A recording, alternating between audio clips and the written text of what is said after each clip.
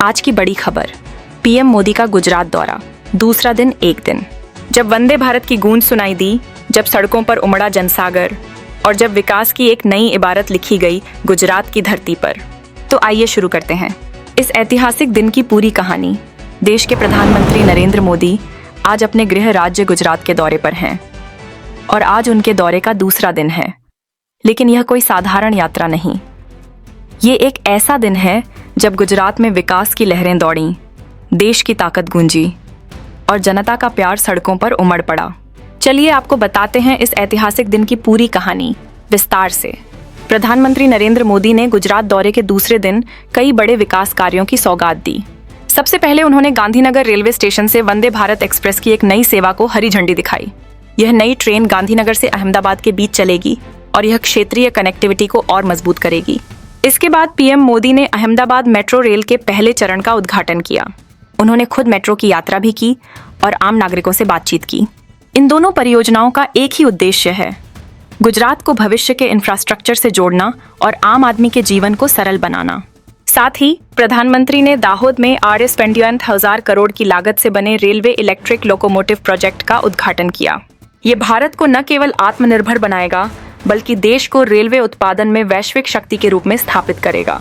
Road show, जनता का महासागर। गांधीनगर की सड़कों पर आज इतिहास लिखा गया। जब प्रधानमंत्री मोदी का काफिला निकला तो पूरा शहर मोदीमय हो गया। हजारों की भीड़, फूलों की बारिश, मोदी मोदी के नारों से पूरा माहौल गूंज उठा। सड़क के दोनों तरफ लोग तिरंगे लिए खड़े थे। कुछ लोगों ने तो अपने बालों में मोदी उकेरवाया हुआ था। कई लोग गुजरात की पारंपरिक वेशभूषा में स्वागत कर रहे थे। प्रधानमंत्री ने भी हाथ हिलाकर सबका अभिवादन किया। ये नज़ारा दर्शाता है कि प्रधानमंत्री मोदी के लिए लोगों के दिल में कितना गहरा सम्मान और विश्वास है। पाकिस्तान पर सीधा वार प्रधानमंत्री मोदी का यह दौरा सिर्फ विकास तक सीमित नहीं रहा। दाहोद की जनसभा में उन्होंने पड़ोसी देश पाकिस्तान पर करारा प्रहार किया। उन्होंने कहा, अगर 1947 में हमने दुश्मन को निर्णायक रूप से कुचल दिया होता तो आज पहलगाम जैसी समस्याएं नहीं होती। पीएम का ये बयान देश की सुरक्षा नीति पर उनके स्पष्ट दृष्टिकोण को दर्शाता है। उन्होंने ऑपरेशन सिंदूर का भी जिक्र किया, जिसमें हाल ही में भारतीय सेना ने आतंकी ठिकानों को नष्ट किया था।